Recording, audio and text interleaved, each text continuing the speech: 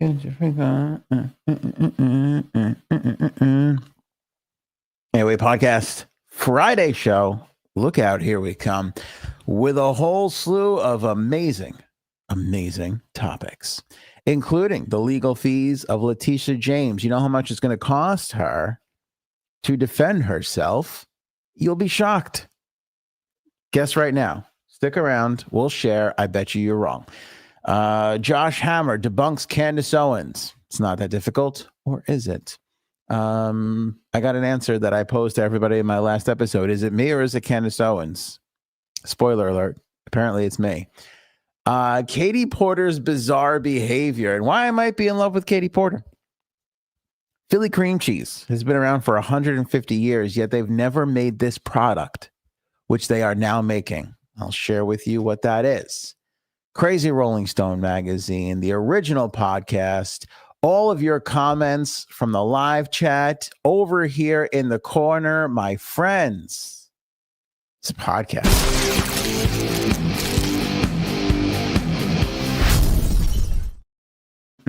Get your freak on. Get your freak on. All right, Friday podcast-a-roni. Do you know where the word podcast came from? That's what that last story is. We're going to share that with you.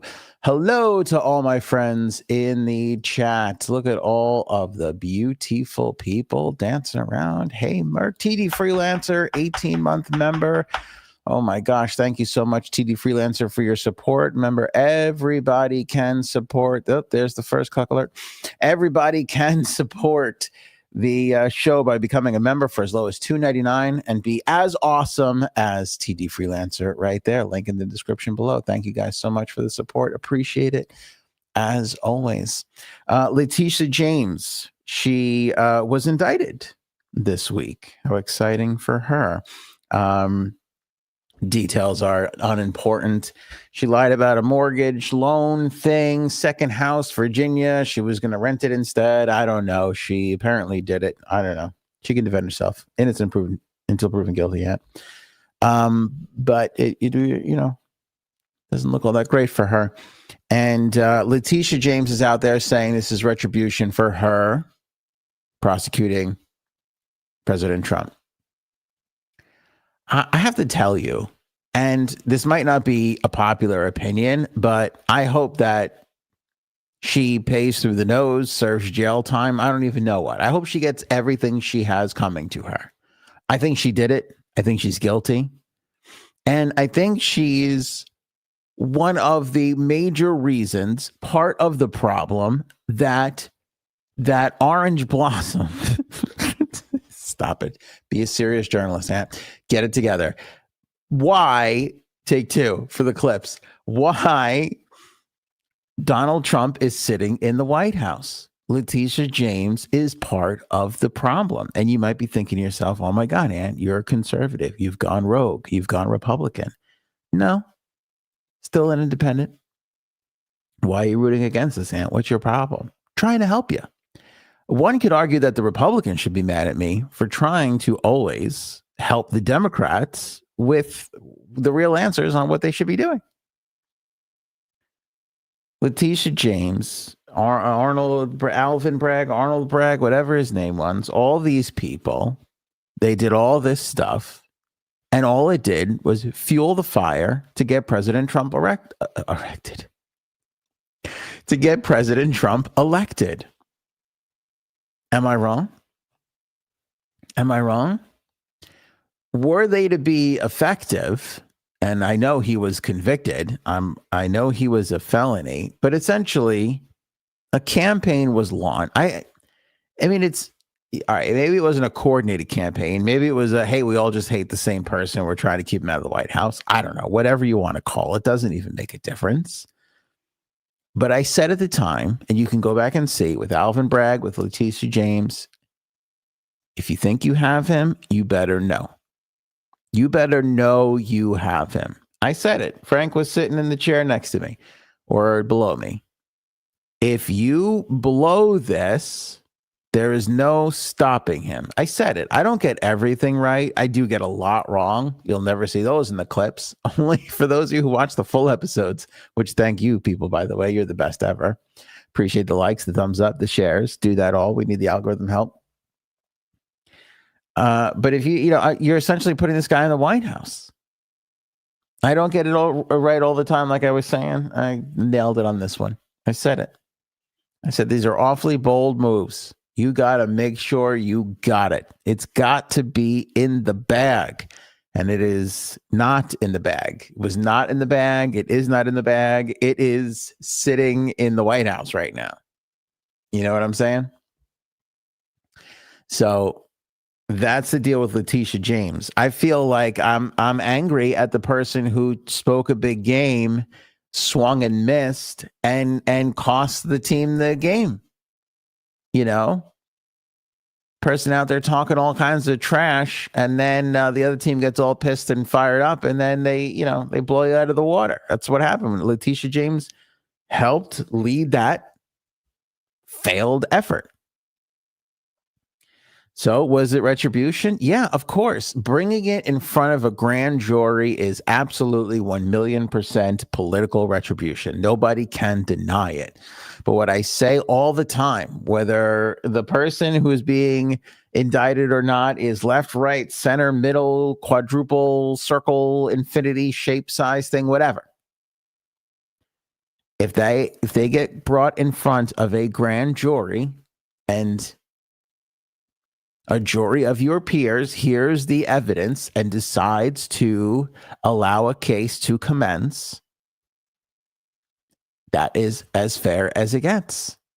It's not like President Trump ordered a case from the Oval Office. He can't do that. Has to go in front of a grand jury. Grand jury has to hear all the evidence and decide whether or not it's ready to go to trial. And these 12 jurors, whatever. I don't even know how many. It's not a grand jury. Maybe it might be more. I don't even know. These jurors said, yep, there's enough here.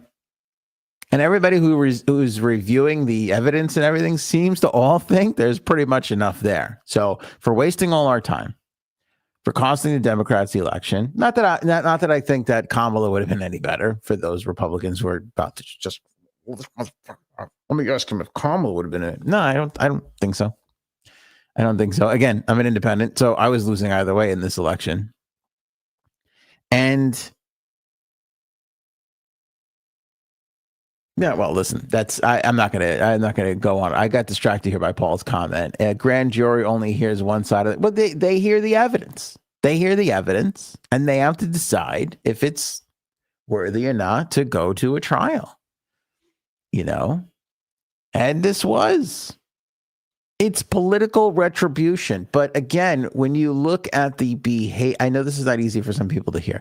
When you look at the behavior of the Democratic Party in the last 8 years, it has not been good. It has not been good. It put a one-term president that got us into a pandemic, who only accomplished tax breaks, which is basic Republican. That's in day one. They already have the bill written before they get in there. It's the same bill they keep passing every single time. You know what I'm saying? There was no way that guy was coming back. And they literally handed it back. He convicted of 34, all the things you guys believe. Believe it.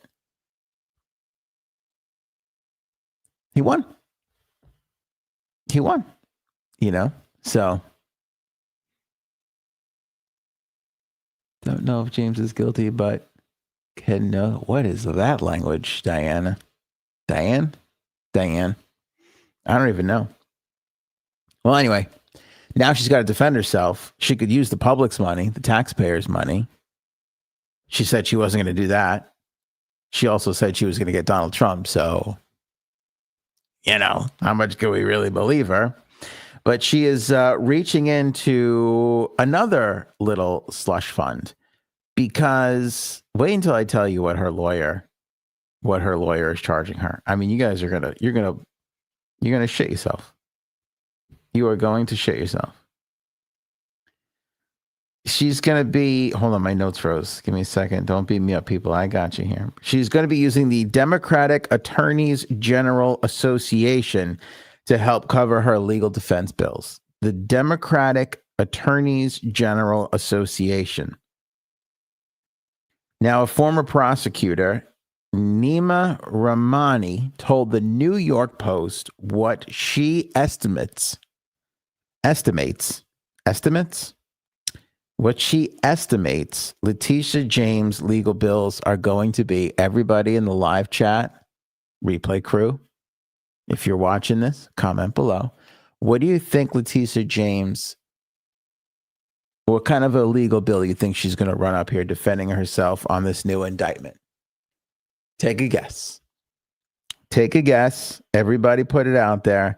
How much do you think Letitia James is going to cost this Democratic Attorneys General Association in legal bills?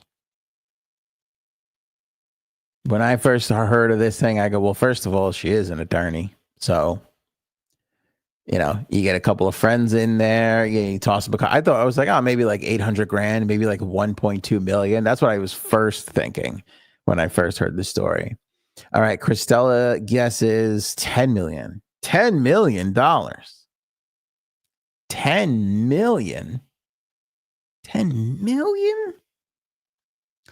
Robin going over the top with a mega jam, 18 million. Diane, now we're playing Price is Right rules. Diane says 20 million. 20 million and $1. Bob or Drew. Sorry. Flashback. You know, I tried to explain to my daughter the other day the importance of Price is Right and Bob Barker in our lives growing up. I was just like, you know, I was like, you don't even understand. This was a sick day. Like when you had a sick day, you were just rocking Price is Right and it's Bob Barker. And this is why we had all our pets spayed and neutered, you know, because we were raised the right way. And I'm telling my daughter all this stuff. And then I'm explaining the game to her, like, you got to guess the price of the prize, and then some people bet $1 over to beat the other people, and then you guess the money at the end of the thing. And I'm explaining like how just amazing it is and everything, and she's looking at me. She's like, "This doesn't sound like a fun game, Dad." I'm like, "No, it was really fun." She's like, "I have to be honest with you, this sounds terrible." I was just like, my heart just died. I was just like, she doesn't get it. How could you not understand the beauty, the essence of the beauty of Price is Right on a sick day? There was nothing better. There was nothing better. And then you would always let it go too far to the end of the show. And then like the soap opera would come on next. And it would be like these slow pan ins on these faces. And they were like, Johnny, where were you last night? It was just like, and you were like, what the fuck? Like, get this off. And then like 2 seconds later, you're like, where was Johnny? That son of a bitch. I knew he was up to no good, you know. So anyway, I was making a big deal out of the very first guess because the very first guess, Christella, was at $10 million. She estimates anywhere between $5 and $10 million, but leaning towards the latter, $10 million. James has already brought on high-profile defense attorney Abe Lowell, who is billing at over $1,000 an hour and taking in at least $1 million retainer based on the going rate for top lawyers these days. Are you kidding me? $1,000 an hour? That's unbelievable. That's unbelievable. Like, why wasn't I a lawyer outside of the obvious educational and intellectual challenges? Why didn't I just, do you ever think about that? You ever just go, I could have been that thing. I could have did that. I saw one of those let's catch up with the billionaire, act like it's totally normal, like we're running into them in the street, but we've totally, you know, organized this interview months in advance, TikTok guy. And this one was, he was talking to the Jimmy John guy, like the original Jimmy John guy. I'm not sure if it was Jimmy or John or Jimmy John or Billy Bob or Ray Thornton, whatever. But he was talking to the Jimmy John guy who sold Jimmy John's for like $1 billion or $3 billion or something crazy. And he's like, yeah, I'm a billionaire. And so he's like, did you do good in school? And he was like, no, I said, terrible in school. Like, I'm an idiot. And he's like, but you didn't have a bit. He's like, no, none of that. And he's like, what the fuck? And so the typical thing that they always do And so he goes, at the time that they had like an evaluation or whatever, they had 200 stores, 70 of them were failing. 70 of them were failing of the 200. And he goes, and then I figured out the secret, and I changed one thing, and it worked. And I sold the business for $1 billion. So the guy's like, what did you do? And his explanation was, I stopped lying about the business. I told everybody who wanted to buy into a Jimmy John's franchise that it's really hard work and you have to be there 7 days a week, 12 months. Like he's like, it's nonstop. And so the kid who's interviewing him is like, wow. And that worked. And he's like, yeah. He's like, it's, and the kid's like, well, what about work-life balance? And of course the old, guy who is uneducated and made $1 billion is like, that's bullshit. There is no work-life balance, But I do kind of, it's funny, I criticize, but I do kind of believe that. Like the work-life balance thing is, I want it to be true. Like I want to believe it. I want to practice it, but it feels like kind of bullshit because it feels like everybody who just digs in and works longer than you and harder than you is going to be more successful than you. So this is what the Jimmy John's guy is saying, and he's going on and on about that. And he's like, I didn't lie. And then I got better people in there and then the businesses weren't failing. And he's like, you got, and he's just like, he's just making sandwiches. He's making sandwiches. Like there's probably a kid in that class with the Jimmy John guy who went to law school and put himself in all this debt and became like a top attorney. Is like making all this money. And it's like the schmuck who's failing in the back, who's like, I'm going to make a good sandwich. He's the billionaire. I mean, it's crazy. And I love these things all the time because it just eats at our souls. We just equate, we're just built into thinking like if I get a better education, if I go to a better school, higher name brands, recognition, all that stuff, I'm going to make more. And it's not true. And it drives us crazy. It's great when it happens to us, when we're the phenom. But when we see the other person who we all think we're better than be more successful, that's a thing. That is an innate human thing that drives us crazy.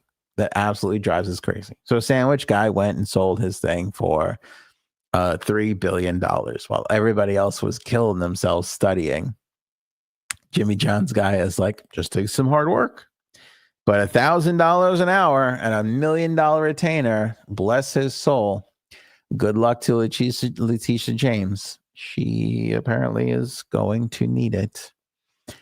Josh Hammer has responded to Candace Owens. I'm trying not to do a lot of Candace Owens material because I just can't even anymore. She's agreeing with Kanye. She's spouting out the craziest shit ever. She's disgracing her supposed friend Charlie Kirk. She's doing all these nut bar lunatic things.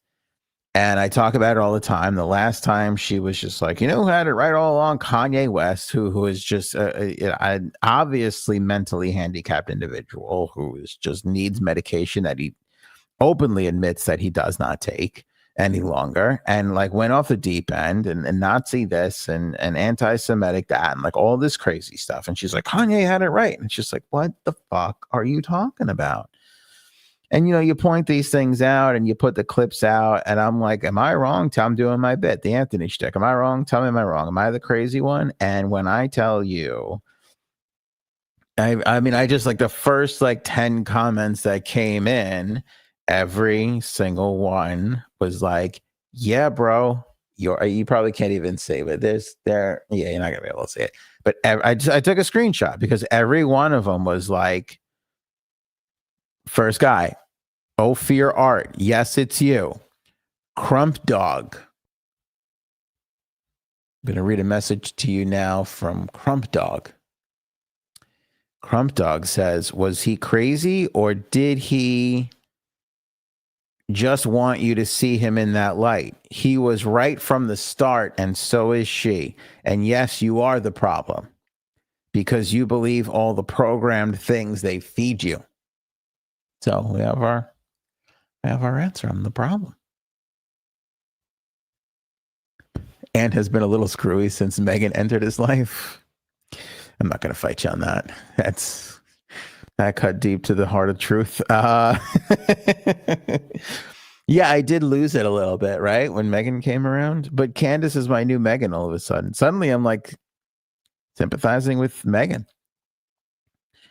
Titus Wright 8, Titus Wright 8 said Kanye was right in all caps to stress emphasis, I believe. Peter effin Porker with a funny looking picture of Spider-Man says the great noticing is upon us. Sorry you're not a part of it. I'm not a part of the great noticing, everybody. I'm out of the great noticing. Yeah. Paul, Megan derangements. I got MDS. That's exactly what I got, dude. I got MDS. You're right. You're right. Might be comment of the episode so far. Might be comment of the episode so far. Thank you for the virtual hug, Bird. I appreciate that. I appreciate the love despite all the flaws. And boy, are there many. Anyway, Peter effin Porker. Oh, I read that one already. Peter effin Porker. Cold Hammer, Noe, legend. He writes, this is the problem with people, because once someone isn't liked for their nonsense, they feel like everything they say is nonsense. And that's fair. Kanye is batshit crazy, but he was spot on. So he's batshit crazy and spot on. Okay. At least I'm kind of good looking. Oh, did you say? I swear to God, I thought you wrote kinda in there. That is hilarious. Are you even talking to me, or are you responding to? I think you're talking to me. Okay. I swear to God, Bird, I went to that comment because I thought you went, at least you're kind of good looking, and I was just gonna fixate on kinda for the rest of the month's episodes, but I clearly my brain inserted kinda into your friggin' thing. Anyway, Mia La Fornara, it is you because you're hearing what they want you to hear and not what she's actually saying. I'll give Mia this. That one was at least kind of deep. I read that one and I was like, well, that was a little deep. That kind of, there was some meaning in there. There was some oomph in that one. At least it was better than the all caps guy, you know. At least it was better than that, or whatever Peter effin Porker said.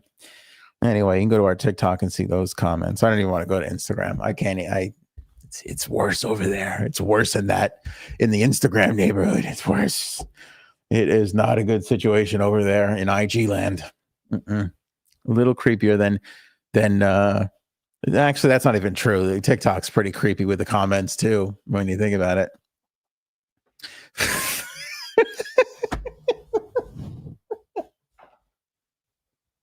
My grandpa always called me pretty when I said something stupid.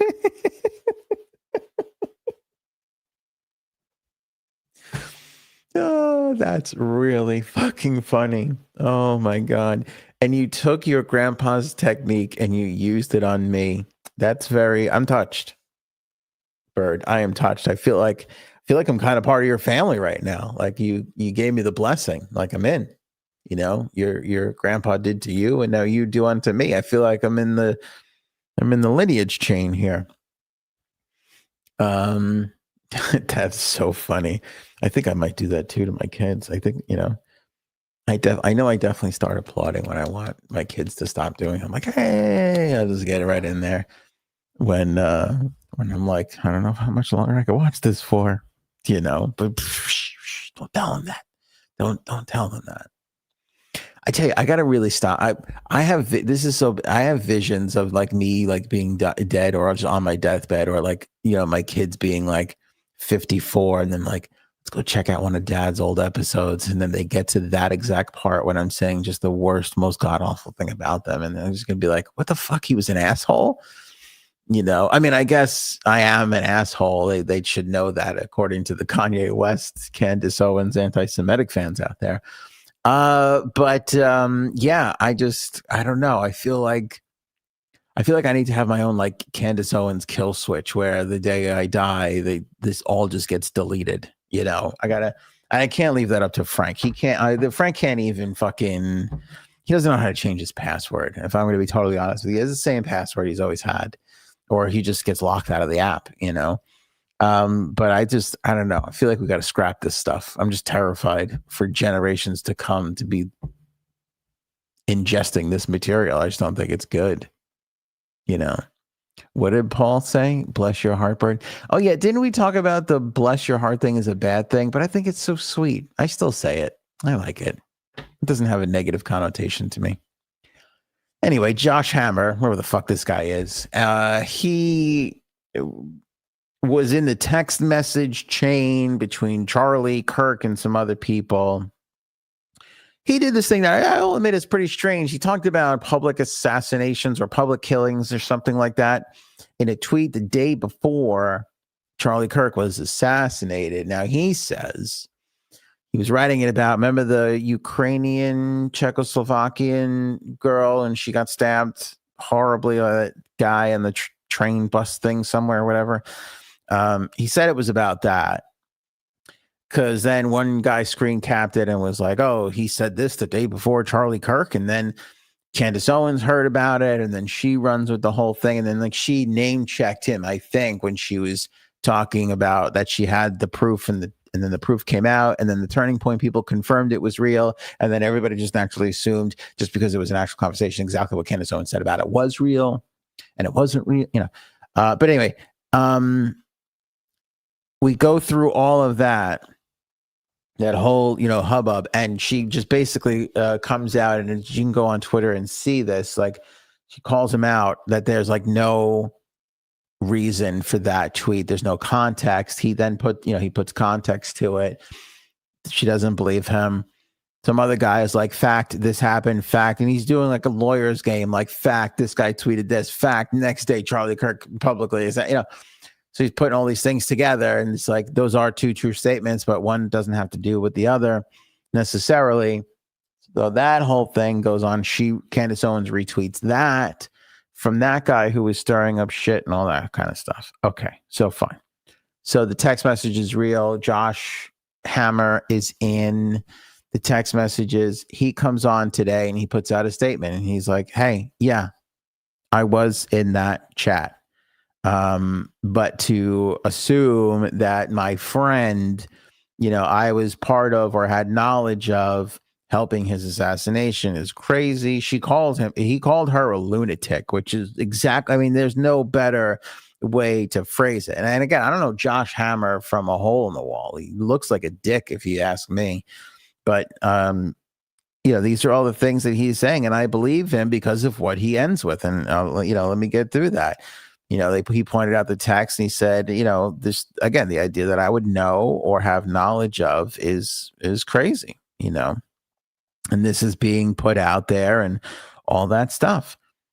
And he acknowledges that he's part of that text message chat with Charlie Kirk. But basically he says it was, it was like an exaggeration. Like Charlie Kirk, he describes it as Charlie Kirk blowing off some steam, and that it wasn't as bad as it appeared, which I actually agreed with when I first read it. It was like, this doesn't necessarily mean, and again, I've maintained it all along, as important as he was and how influential he was, I acknowledge all of that. In the grand scheme of world politics, like, he's not that important. There's Charlie Kirk, there's Ben Shapiro, there's this Josh Hammer. There's a billion people who have opinions. You can't kill one and expect to make any sort of impact. You just can't. It can't be done. That's why it never made any sense to me.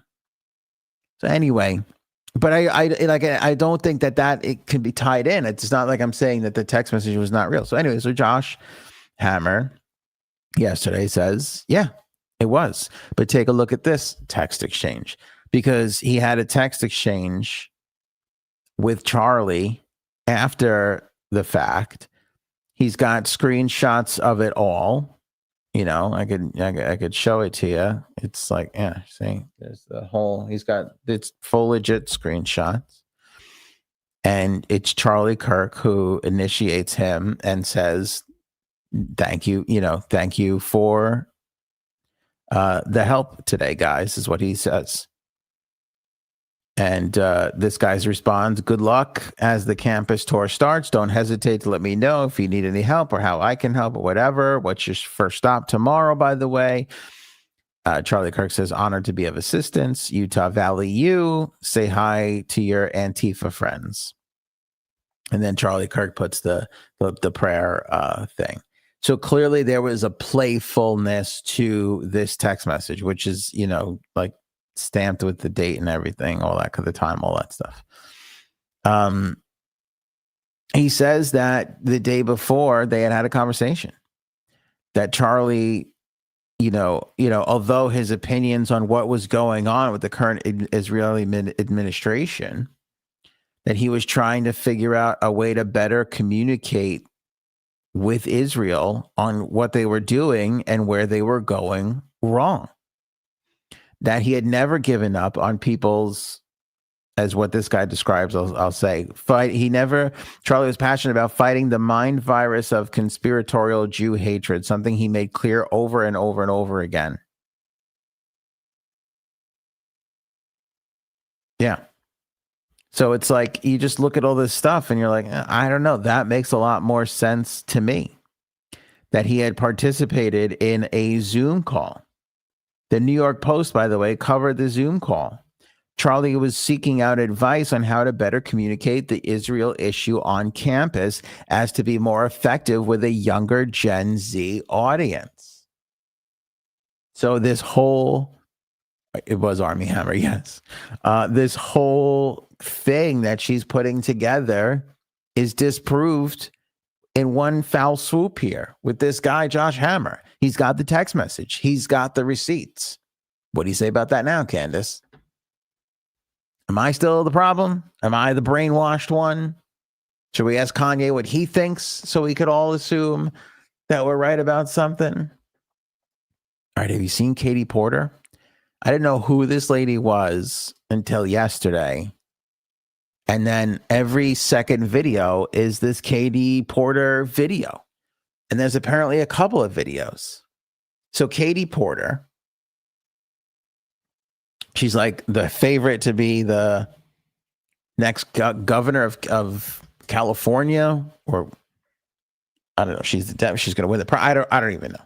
They think she's going to be it. She's got a good chance of being it. I don't know. She's like a state assembly person, House member. I don't even know. She's trying to be governor of California. She's been doing these interviews.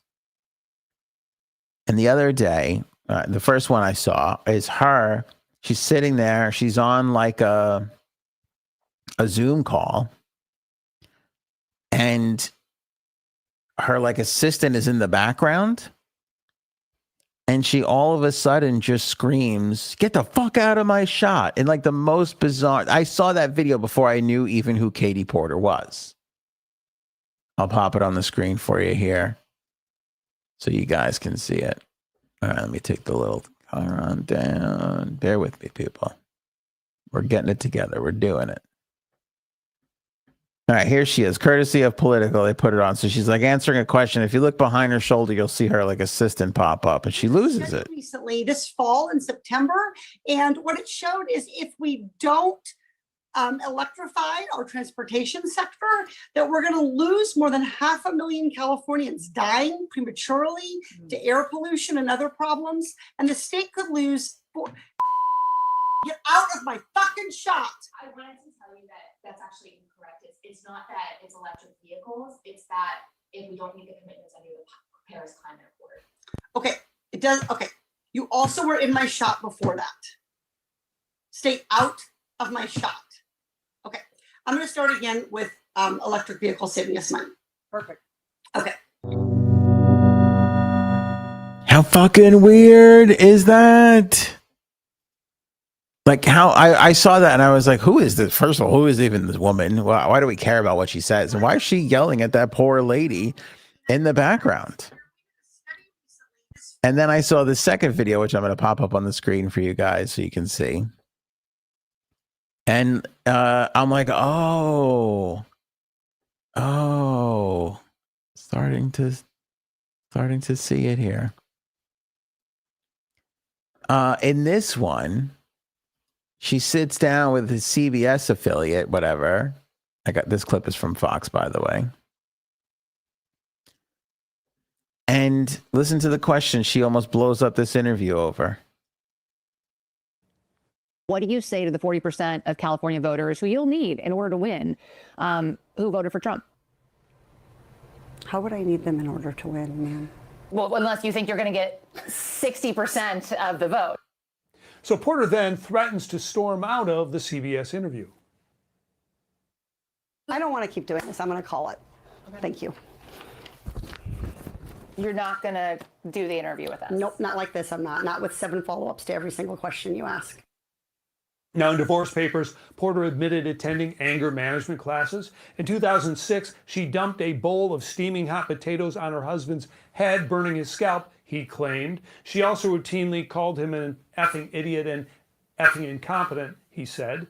In 2023, Porter read The Subtle Art of Not Giving a F in the House chamber. Weeks earlier, a staffer accused her of dismissing sexual harassment allegations and cracking jokes on race. Then in 2021, in a Zoom call obtained by Politico, Porter goes off on a staffer who inadvertently appears in her background. All right, this was the other video that I played for you. So I'm like, I don't know. I'm like listening to all this. I'm like, oh, she seems like a real piece of work. And then I'm all of a sudden like, I kind of like it. I'm not gonna lie to you. I kind of like a Katie Porter. I'm like, yeah, good. Like, I feel like, am I wrong here? I feel like, it's like liking Simon. What's his name for the Judge Everything show, American Idol? Remember when he first came around? I was like, I kind of like this guy. He's spouting some truths. He's telling it like it is. Katie Porter's like, hey, get out of my fucking shot. And then I kind of like the attitude of, I'm not answering 7 follow-ups. I'm just like, she's offended by the question, I guess. But the thing that's offending her more is the constant follow-up to the original stupid answer that she clearly gave. Like her answer was so dumb, it deserved 7 follow-up questions. And she's like, I'm going to call it. She's like, I'm calling it. I'm not dealing with 7 follow-ups. There's something about that dickhead behavior. Yes, Simon Cowell. Thank you, Christella. That Simon Cowell-esque attitude that I'm like, hey, this person's going to be entertaining. This is going to be good.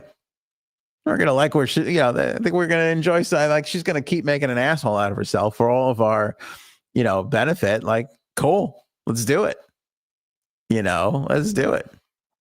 She's the Christian Bale of my heart. Yeah, Bird's got it. Yeah. I feel like there's such a delay in the comments right now. Is it just me? I don't even know. Brian the Cannon Bannon, first clip reminded me of the Sue Simmons, what the fuck are you doing? Yeah, famous one. Famous faux pas from the great Sue Simmons, legendary Sue Simmons. But I must reiterate, a man behaving like that would not be news. No, a man behaving like that got elected president. So, that's incorrect. I disagree with Paul here. A man behaving like this is called Donald Trump. I mean, he just says whatever the fuck he wants, just to dismiss. All right, he never fucking screamed, But, this guy, I don't know. I just think she's fucking great. I just think she's just a train wreck that I want to keep watching smash into something. I don't. It's so, and you know what? It's like all the other things like you discover, like, drugs. It's so good at the beginning. And then you're like, oh, just chasing that. I feel like all the new Katie Porter stuff is not going to be as good as these 2 original videos. It's going to be exactly like all your favorite bands. You love those first 2 or 3 records. And then now you're like, I'm going to buy it. But, it's not like the originals were, I don't know. Katie fucking Porter. I mean, I don't think she should be elected to anything, but she's entertaining as fuck. I kind of really like her attitude. Just get out of my fucking shot, dude. I'm going to scream at that next time my daughter has a nightmare and comes running into the studio in the middle of a podcast. I'm like, get the fuck out of my shot, bro. Get the fuck out of my shot. Do you know my children, my daughter calls me bro. My daughter said to me, it wasn't this bad, but it was close. I said something to her and she was like, chill out, bro. I'm like, what the fuck is happening? I feel like I'm in one of those bizarro dreams where it's like you're in reality, but it's not, like nothing is real. It was like that movie with Jamie Lee Curtis when she had the penis fingers. I forget what that everything, everywhere, always, or some bullshit, as ever. I don't know what it's called. I thought that was a really good Meghan Markle sneak in right there. I feel like some of you guys might catch that one, but a lot might not. I'm just like, I can't, I'm thinking, the disrespect. I ought to punish her till the end of the year for calling me bro. And at the same time, I'm like, that was fucking hilarious. Like, that was fucking hilarious. I'm like, if I was watching this on a sitcom and the little girl to the guy was like, chill out, bro, I would be like, that girl's hilarious. That's fucking funny. You know, I was so proud and so disrespected all at the same time. I've never experienced that before. You know, Paul, I think Paul says, wasn't this Katie stuff out last year? I think it was. It probably was. This is like old shit that I never fucking saw. I feel like it's old. I feel, you know, how do I describe it? It's like it's like, holy shit, this Jeff Buckley record is awesome. I can't wait to buy his new album. And then you're like, oh my God, he fucking died after one album, you know? And then you talk to somebody else and you go, you'll never get this worst thing, this terrible thing happened to me. I fucking discovered this guy. It turns out he died. He's the greatest musician of all time. I was going to tell you all about him. And the person you're talking to is like, you mean Jeff Buckley? You know, and they're like, yeah. And you're like, how do you know Jeff Buckley? They're like, I've been a Jeff Buckley fan since the beginning, but they're lying. They only probably discovered him like a year or so before. Not that this happened to me or anything. I'm just saying, it's like that. It's like this whole thing went on, and I was like, how do we not know a congressperson, House of Representative, I don't even know what she is out there, just the tenacity of, you're in my shot, screaming at this person, degrading them, and then they know they're on a Zoom being like recorded by the press. Like, just to blatantly do it out there in the open, you know, like taking a jet from a foreign hostile. God, will you stop it already, Aunt? But I love Katie Porter, and I hope that there is more video being unearthed. I think, Paul, I think why it's a story again is because one of them, I think the one where she goes, I'm not going to do the follow-ups, that one is new. So that one's new. And so then it's like the other one's like popping again, like when a band hits it big and then the single before this one suddenly starts to chart again, you know, or chart for the first time, you know, because it's getting dragged up by the other one. Same kind of shit. The parallels with the music industry and this story, the entertainment industry, is unbelievable. It's very exciting. It's very thrilling. I hope you guys are all having a good time with it. I'd love a no Cox protest. I'd be there in a second. I would be there in a second. Okay. Philly cream cheese. Here's another audience participation segment. Philly cream cheese. This company has been around for 150 years making cream cheese. And in and they've come out with other products, right? There's lots of other things you can get, like I don't know if they make yogurts or whatever, but they make like icing. In fact, tip for you in the holiday season, they're gonna have Philly cream cheese cinnamon icing. That's gonna be a new product. That's coming to the shelves. Cinnamon icing. But in 150 years, Philadelphia cream cheese has not made this one product. And now they're going to start making that product. Can you guess what that product is? Take a guess. Comment below. Comment below right now. Take a guess what they've never made in 150 years. And I'm going to give you a hint. It's probably the number one thing people use cream cheese to make. Like, you can make a lot of things with cream cheese, but the thing that people make the most with cream cheese is the product. That's the product. Now, Paul guesses carrot cake. That's a phenomenal guess. It's not as good of a guess as his second guess, which is loop.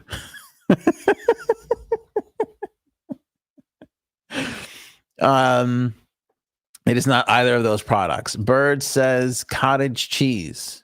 No, it is not cottage cheese. Mercury was the first to guess cheesecake. That's exactly what it is. For the first time in 150 years, Philadelphia cream cheese is going to roll out a line of frozen cheesecakes. They're going to start with 2 flavors, original and raspberry swirl. Can you believe that? 150 years, these Philadelphia people, just goes to show you how dumb the Philadelphia people are. See, that works on 2 levels. I'm a New Yorker. How was that Eagles-Giants game the other night on Thursday night, suckers? What was I saying? Boy, I really got carried away with sticking it to Philadelphia anyway. Oh, those silly Philadelphia cream cheese people pumping out cream cheese like crazy. They know what the most popular item is that their product is being made, and they just go, should we start doing that? No. Cream cheese is selling like hotcakes, and they're like, should we make hotcakes even if we're not going to make cheesecakes? And they're like, no, not going to do it.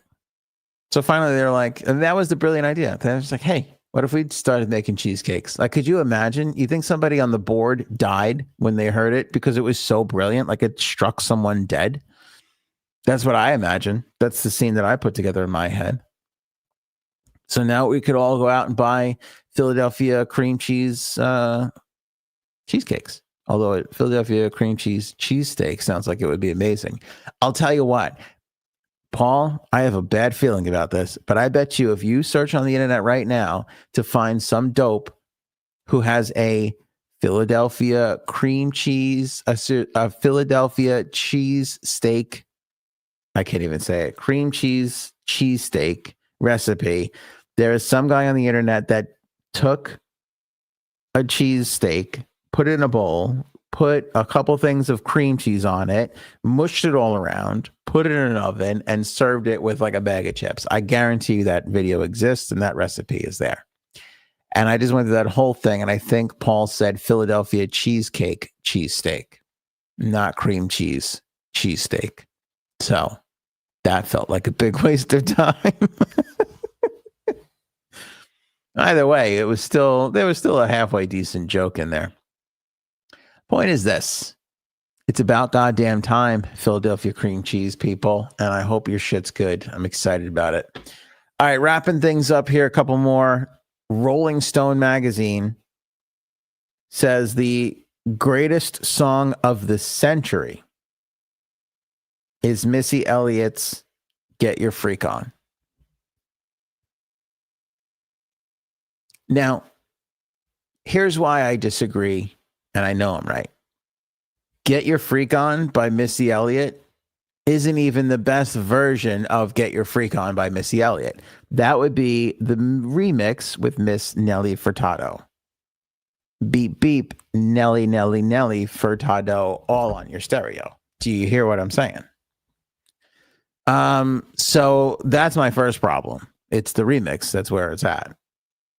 But anyway, regardless. And then I saw this guy talk about it. He's like, yeah, Timbaland and Missy Elliott and Timbaland and Missy Elliott. And, I'm like, but Nelly Furtado. Nelly Furtado made the whole. Nelly Furtado was the cream cheese that put that cream cheese bagel sandwich together. Do you hear what I'm saying?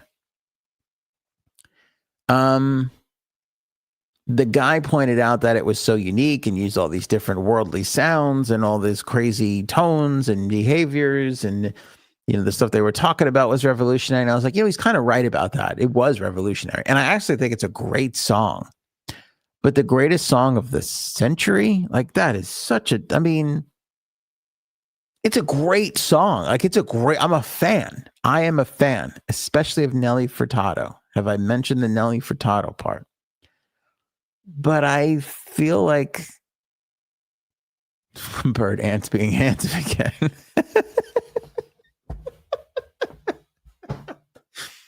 Ant's good looking is going to become code for Ant's being stupid.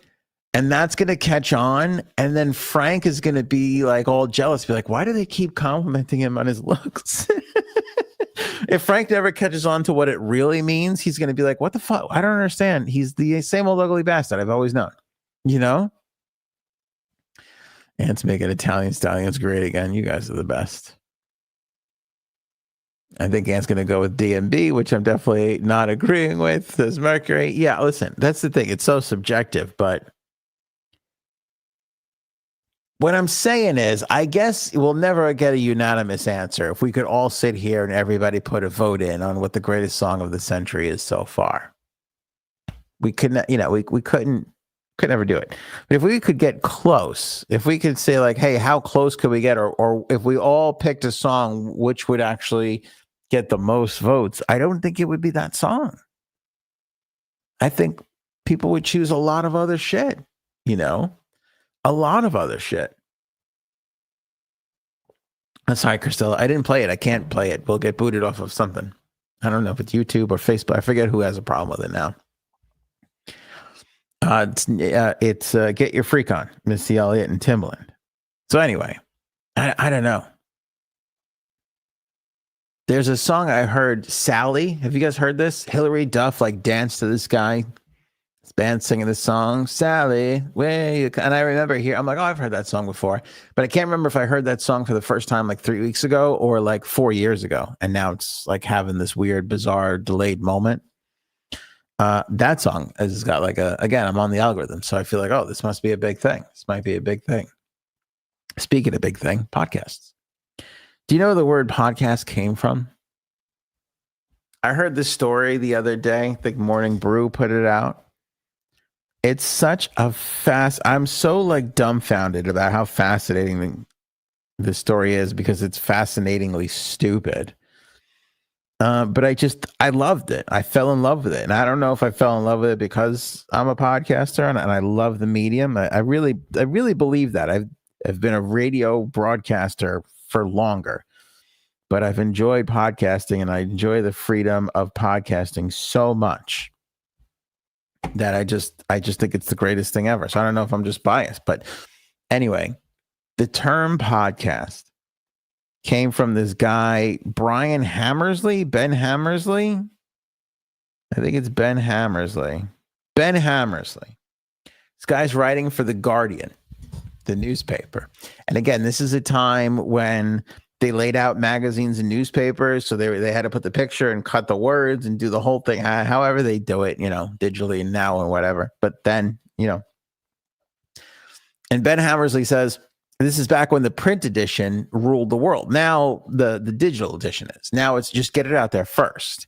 We'll put it in print tomorrow when people mostly heard of it, but then they need to know the next steps. That's kind of the way the world is now.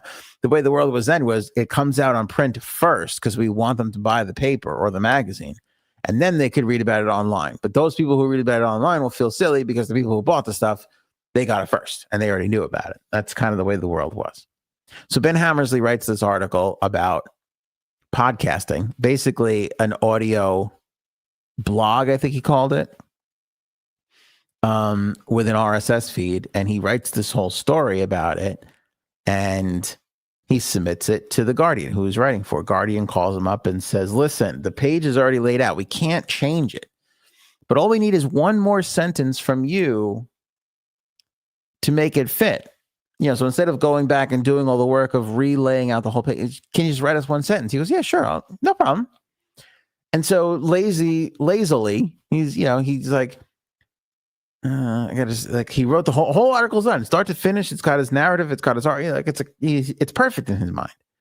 And he goes, so what should we call this thing? Audio blogging, podcasting, guerrilla, whatever thing. And he's just like, okay, that's exactly how many characters they need. Here you go, send it back in. And they published it. And that's it. In that one, just for timing and spacing wise and all this shit, we just need a little, tweaking, whatever. He creates this whole thing. So 15 months later, the Associated Press calls him up and goes, "Hey, where'd you hear podcasting from?" And he goes, "Well, nowhere. I made it up." And he tells the story. And they go, "Guess what? You invented podcasting. You invented the word." Well, I shouldn't say you invented. You named podcasts. So podcasts were, I don't even know what they called it back then, but podcasts were happening before the term podcast was invented. I didn't even know that. That I did not even know. And again, I feel like I have loved and studied everything about this medium for the longest time. Even when I was back on the radio in New York, I was still like, I want to be a podcaster. Stupid, right? I've done a lot of those, of course, in my lifetime. A lot of bad decisions in the professional career space. But anyway, I think that's unbelievable. Vlogs didn't come till much later. Vlogs didn't come till way, way later, till after YouTube came to prominence. Video blogs, the vlog. Even the blog, weblog, it's the whole thing. It's just crazy how all these terms have been invented and crafted. But just if that page had fit, who knows what this would have been called? And I always thought it was, the iPod. Apple must have just said it's a podcast, iPod broadcast. No, it wasn't Apple. I always thought it was Apple. It wasn't. It was Ben Hammersley, because the Guardian was too lazy to fucking change some shit around. And here we are. This is where we got to. And there we go. Easy come, easy go. That's what my grandpa used to say to me when there was no gift under the Christmas tree from him. He goes, if that goddamn gray horse did what it was supposed to do, you would have a nice little Christmas gift under the Christmas tree. Let that be a lesson to you, Anthony. That's what he told me. I still don't know where the lesson is for me in there. Feels like the lesson should have been on that side of the fence. Telling story, like, Grandpa, I think the lesson is, isn't it more rewarding to give your grandson a gift than to blow that money on a stupid, silly bet? But anyway, I was wrong about a lot of that stuff with Grandpa. It wasn't exactly in his will either. Lying sack of shit. Anyway, point is, it has been an absolute pleasure. A thrill to hang out with you solo all week. When we return, so does Frankie C. Get excited. He'll be back with us next week. He's enjoying some time off. Don't forget to pick up Oval. Link in the description below. Even more important than Oval, believe it or not, and the great Aaron C., who wrote Oval, would agree. We have our Stillbirth Awareness Month campaign going on with the Star Legacy Foundation. Our other lovely co-host, Jay Sabs, lost her first baby at birth. Wanted to do something about it. Joined the Star Legacy Foundation. Now she's raising funds and awareness, improving the science behind stopping this awful thing. And you can help out and donate to this amazing cause with the link in the description below. Anything you give would be so appreciated. Thank you so much for that. I hope you guys have an amazing weekend. Until next time. Show me potato salad. Maybe we should go now. Go ahead.